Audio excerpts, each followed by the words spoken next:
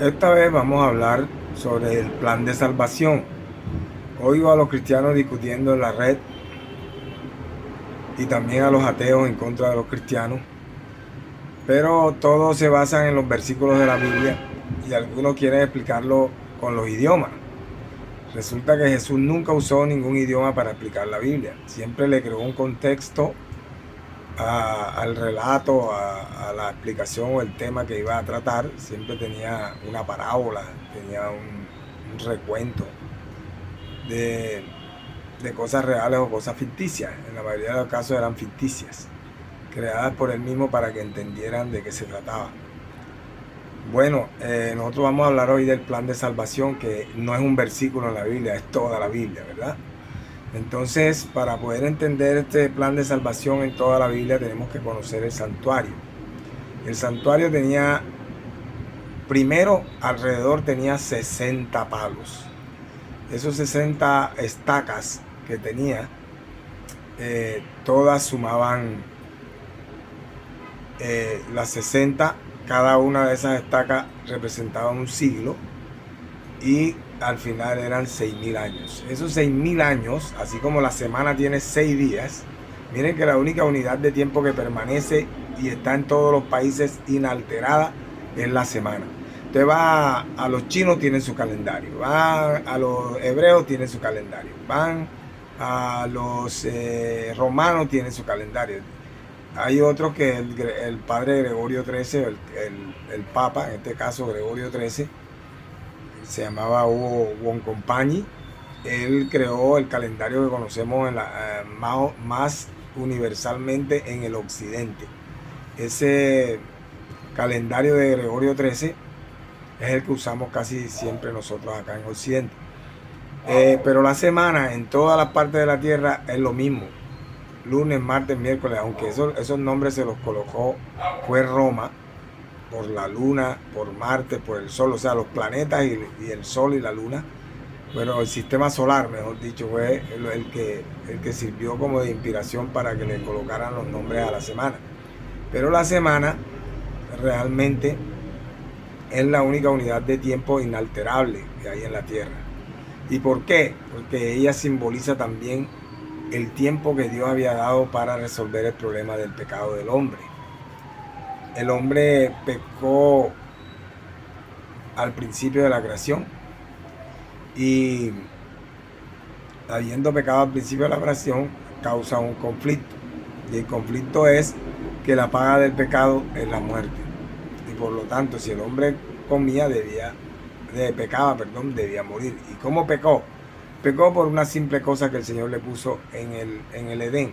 El hombre podía tomar de todo lo que había en el Edén, pero había un árbol que Dios lo guardó para él, con el fin de mostrar que él era el dueño y que ellos eran solamente mayordomos, administradores. Podían gozar todo lo que había, pero no podían tomar el árbol de la ciencia del bien y el mal. El Señor le llamó árbol de la ciencia del bien y el mal. Era uno de los frutos, de pronto el más delicioso de todos, el que ellos no habían probado nunca. Y ese árbol de pronto lo habían, porque estaba en medio del huerto. Pero en medio del huerto había como especie de una islita que era el Edén. Alrededor de eso había muchos ríos. Era una isla que estaba formada como un delta donde se encontraban 3 ríos: el Éufrates, el Tigris y otro, no me acuerdo, Pisón, creo que era que se llamaba el otro. Esos 3 ríos estaban allí y había un pedazo donde había mucho oro, para que el hombre construyera caminos con oro, ¿verdad? Iba a haber solamente vida, no se iba a tener en cuenta la muerte.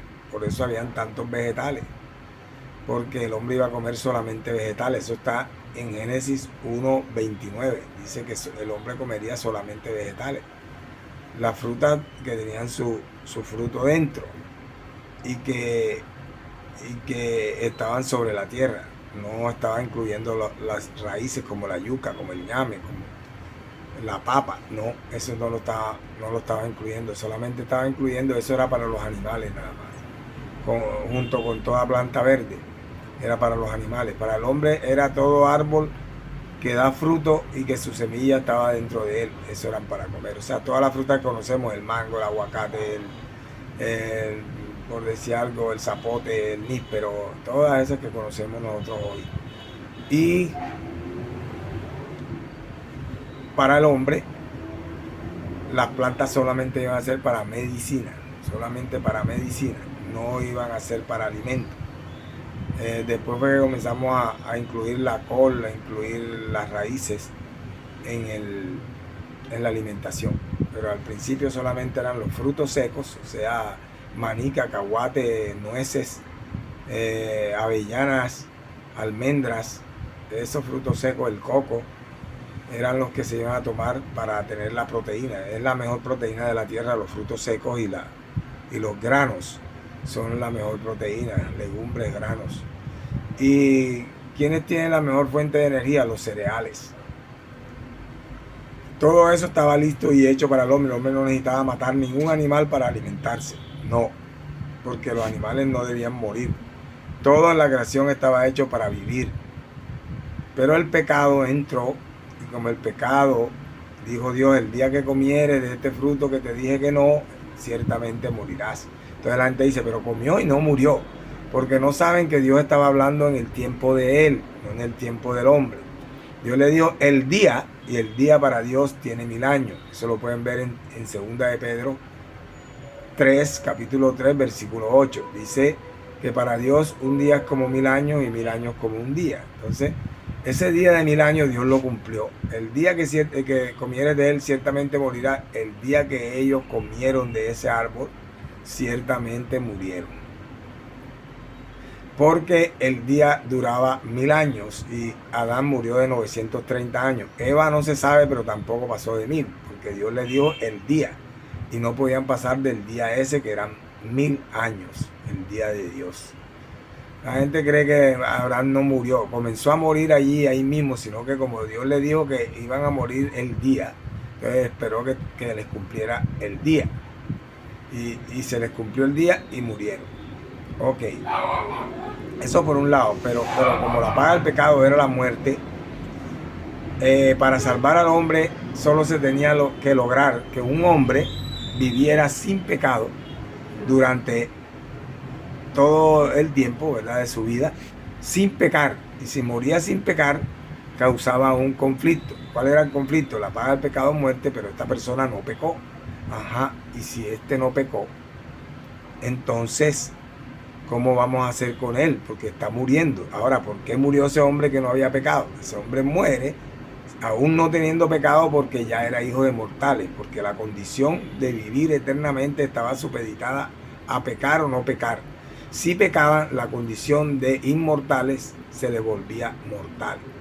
Entonces, de allí en adelante, todos los hijos que tuvieran en esa condición mortal iban a nacer mortales. Si ellos hubieran tenido hijos en la condición de inmortal, esos hijos hubieran quedado con la inmortalidad. Pero como los tuvieron después de haber pecado, donde ya eran mortales, todo el que naciera de ahí tenía que ser mortal, o sea, iba a morir. Eso era como si tuvieran una enfermedad, un virus, que se le pasara del uno al otro y se fueran muriendo todos. Y eso fue lo que pasó realmente en la humanidad. Todos los que nacieron con Adán y Eva en pecado, lógicamente eran mortales, porque la paga del pecado es muerte. Ya no es vida, sino muerte. Pero cuando un hombre muere sin pecado, causa el conflicto de, bueno, este nunca pecó y porque está muerto, vamos a devolverle su vida. Y al devolverle la vida es la resurrección. Y eso lo consiguió Jesús para nosotros. Jesús vino a vivir en la tierra como un hombre normal, pero logrando no pecar jamás. Y como no pecó nunca, entonces causó ese conflicto que les dije. Y el conflicto decía que había que devolverle su vida, porque él no había pecado, no debía morir. Entonces esa vida que le devuelven a él, a Jesús, lo convierte en el único hombre, ya diciendo que Jesús es hombre, lógicamente convertido en hombre, y viviendo como hombre en la tierra, que fue cuando logró tener esa vida sin pecado y poder entonces recuperarla en la resurrección. Y cuando la recupera, él dice, esta vida, que es como una llanta de repuesto, que es como el repuesto para el que muera, el que vaya a morir y quiera tomar esta vida para que viva, la puede tomar. Entonces la vida de esa sustituta que Jesús logra habiendo vivido sin pecar, esa es la vida que nos da a nosotros, para que nosotros también vivamos. Ese realmente era el plan de salvación de Dios con un hombre que viniera, pero Dios esperó 4000 años, porque en el atrio, ¿verdad?, del santuario celestial, que era el modelo del cual hicieron el terrenal, en ese atrio que tenía 40 estacas, cada estaca simbolizaba un siglo, por lo tanto Dios esperó 4000 años, porque todo el atrio, que era donde estaba el altar de sacrificio y donde estaba el lavacro, dos muebles que simbolizaban las dos obras que Jesús iba a hacer por la salvación del hombre.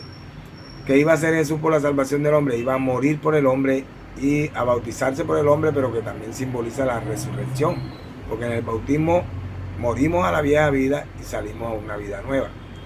Eso es lo que pasa en el lavacro. El lavacro simbolizaba el bautismo. Entonces estas dos cosas las hacía Jesús dentro del plan de salvación. El Espíritu Santo iba a hacer tres cosas, por eso tenía tres muebles. ¿Cuáles eran? Iluminar al hombre, enseñar cada día al hombre en el estudio diario de la Biblia e interceder por el hombre, y el hombre también podía interceder por los demás teniendo el Espíritu Santo. Entonces esas tres obras eran del Espíritu Santo. Y la del Padre, glorificar al hombre, o sea, devolverle la gloria, la luz que el hombre tenía, que se le cayó cuando se vio que estaba desnudo. Y esa gloria es la glorificación. Y además de esa gloria ser la glorificación, también es la redención eterna, porque la gloria significa vivir eternamente. Entonces, debido a esto, ese plan tenía que ser con tres. Los que dicen que Dios es uno solo están supremamente equivocados, porque el plan de salvación que tiene el santuario tiene tres compartimientos. El primero es el atrio, el segundo es todo el tabernáculo, que está dividido entre dos lugares, el lugar santo y el lugar santísimo.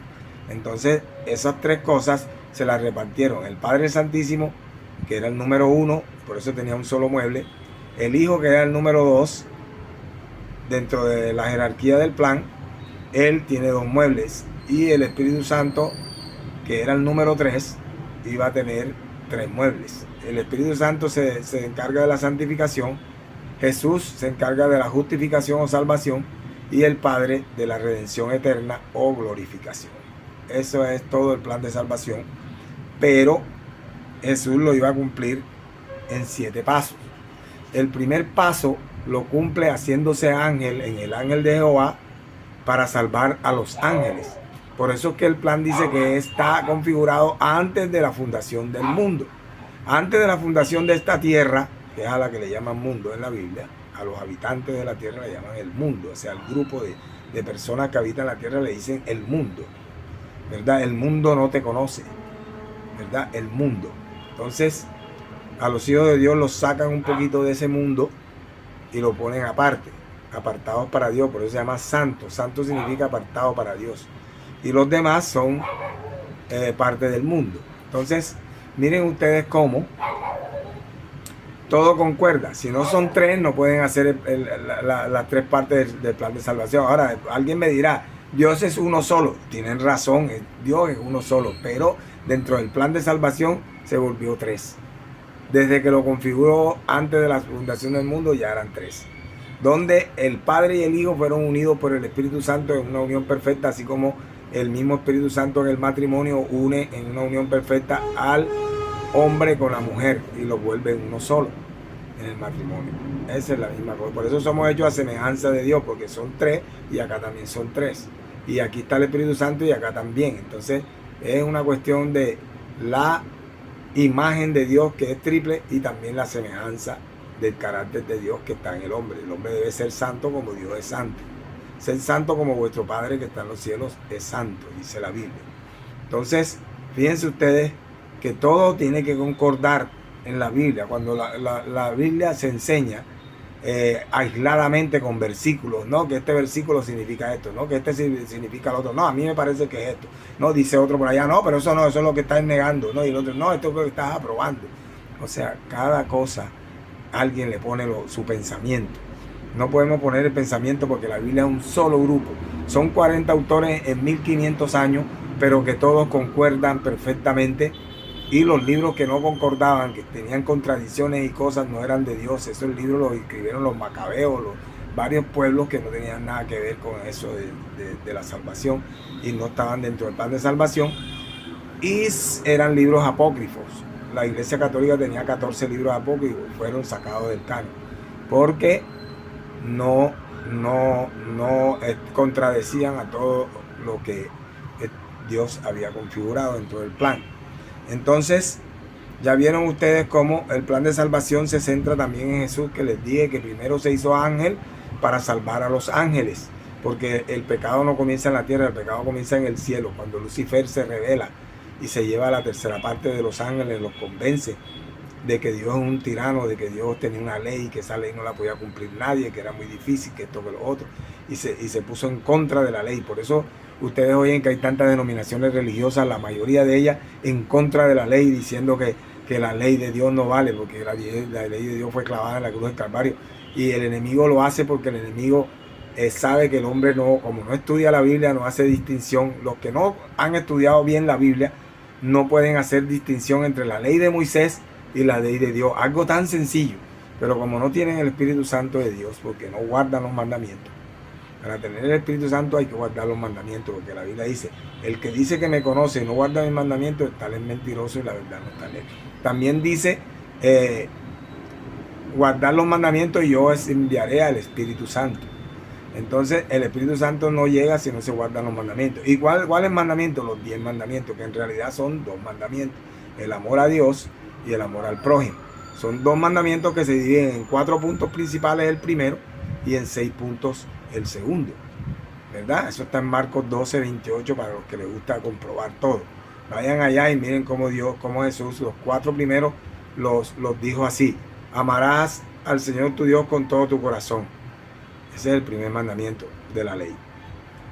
El segundo, no te harás imagen ni ninguna semejanza a lo que está arriba en el cielo. Y allá se lo dijo el Señor como con toda tu alma. Y después dice el tercero, no tomarás el nombre de Jehová tu Dios en vano. Y el Señor se lo dio como con toda tu mente. O sea, amarás a Dios con toda tu mente. Y el cuarto, allá decía, acordarte del día de reposo para santificarlo. 6 días trabajarás y harás toda tu obra, más el 7º día de reposo para Jehová tu Dios. Este se lo dio el Señor diciendo, con todas tus fuerzas. O sea, tenían que descansar en sábado para poder dedicar toda su fuerza a la alabanza, a la adoración al Señor. Sin eso, la adoración no es perfecta. Por eso es que Él decía, les he dado mi sábado como una señal, para que sepáis que yo soy Jehová que los santifico. Entonces, en el sábado es que viene la presencia de Dios y allí es que nos santifica, porque lo que hace santo a alguien es la presencia de Dios en su vida. Entonces, todas estas cosas tienen que concordar y son perfectas y tienen que estar. Entonces, ¿cómo cumple Jesús el plan de salvación? Primer paso, hacerse ángel para salvar a los ángeles en el cielo.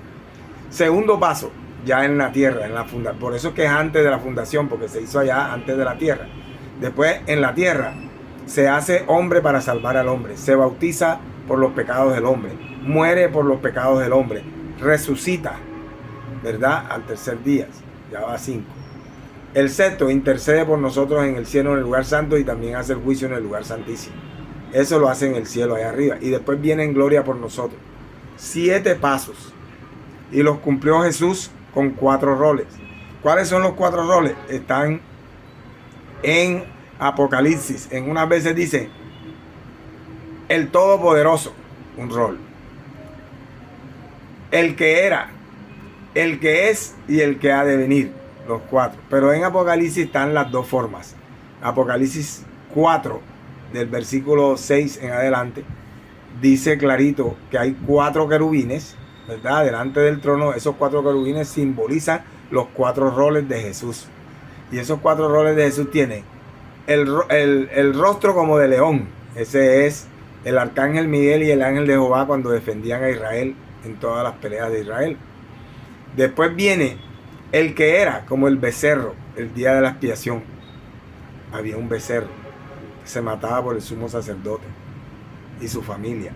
Ese becerro, que es el hijo del buey de 1 año, ese becerro es el segundo rol que Jesús cumple, ¿verdad? Y el tercer rol, el rostro como de hombre. Y el otro rol, el águila volando, que aparece allí, que es Jesús yéndose al cielo y viniendo en gloria, ¿verdad? Ese es el vuelo del águila. Después les explico bien cómo esto en un día que hable solamente de Apocalipsis 4. Pero como estamos hablando del plan de salvación, les estoy diciendo cuáles fueron los 4 roles, ¿verdad? Están simbolizados en animales, pero ¿cuáles son los verdaderos 4 roles? El Todopoderoso es cuando Jesús está como hijo en la Trinidad, cuando está con el Padre en la Trinidad, que en realidad no es hijo. Él es hijo es cuando nace de María, ahí sí es hijo. Mientras tanto él era con el Padre, era el verbo con el Padre, nada más, así se llamaba allá. Entonces, por eso es que hay discusiones en las redes, que no, que era el verbo, no, que era el hijo, no, que era el verbo. Es que no entienden que allá no era hijo, él es hijo cuando nace de María. Pero como para Dios no hay pasado, ni hay futuro, ni hay presente, presente sí hay, pero no hay ni pasado ni futuro, sino que Él vive un eterno presente, a Él las cosas le suceden en ese presente, y por lo tanto todo lo vive y todo lo sabe al mismo tiempo. Y eso es algo que no puede comprender la humanidad, ni la Biblia lo explica. Pero se puede entender por los sucesos que hay en la Biblia, por haber leído la Biblia 1000 veces, toda completa, ya uno descubre cómo es que la cosa se da. Ahí ve el panorama completo. Por eso Jesús hacía una parábola para que se la aprendieran todas y ahí vieran los detalles de lo que él quería enseñar. Asimismo en la Biblia tienes que leerla toda, volverla a leer nuevamente de atrás para adelante, de adelante para atrás, hasta que puedas entender de qué se trata.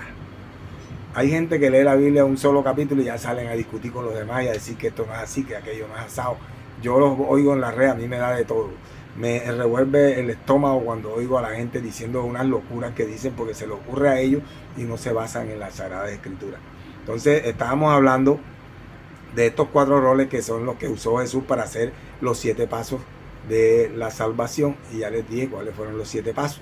Con eso creo que hemos terminado lo que es la explicación del plan de salvación. Que Dios les bendiga.